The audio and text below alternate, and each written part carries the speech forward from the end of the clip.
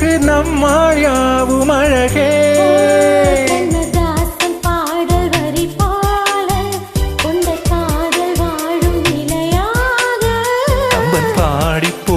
தமிழ் போல எந்த நாளும் வேகம் நலமாக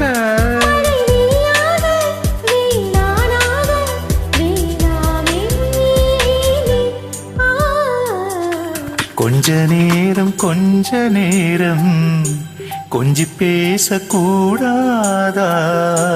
அந்த நேரம் அந்தி நேரம் அன்பு தூரல் போடாதா?